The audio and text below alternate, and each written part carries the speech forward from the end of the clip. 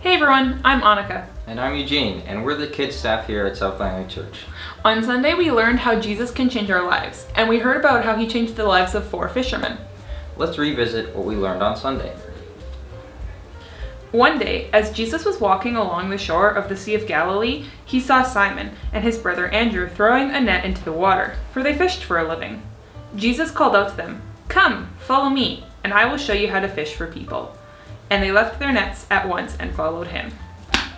Jesus, Simon, and Andrew kept walking up the shore. That's where they found more fishermen. A little farther up the shore, Jesus saw Zebedee's son, James and John, in a boat repairing their nets. He called them at once, and they also followed him, leaving their father Zebedee in the boat with the hired men. The fishermen left their fishing nets to become Jesus' followers, or disciples. They left their families behind. They left everything. That's a really big change. And it might be scary to leave their family and their jobs, but following Jesus was probably way more exciting than anything we could ever think of. It was worth it to leave everything behind, because they knew Jesus would change their lives in awesome ways. How would you feel if Jesus changed your life like that? Jesus changed the fishermen's lives, but that's not just something that happened in Bible times. Jesus can change our lives too. One change was to the job itself. Instead of fishing for fish, Jesus wanted them to fish for people. That means that they could tell other people about how Jesus changed their lives. We can fish for people too, by telling them about how Jesus changed our lives. The fishermen's jobs weren't the only things that changed. Listen to this. Then Andrew brought Simon to meet Jesus. Looking intently at Simon, Jesus said, "Your name is Simon, son of John, but you will be called Peter."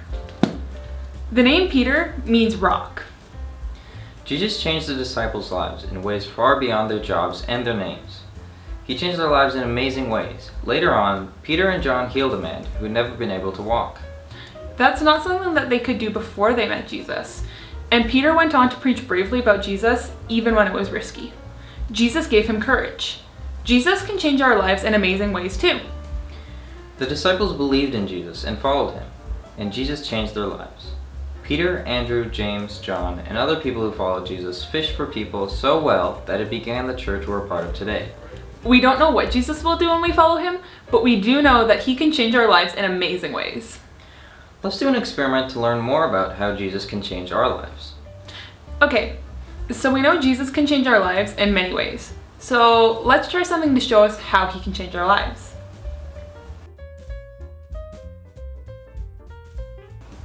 Our watercolor didn't change with the iodine, but it's basically clear. You wouldn't be able to tell the difference. Jesus can change our lives in some pretty big ways. Let's try adding something else to the water mixture to see if it'll change the color this time.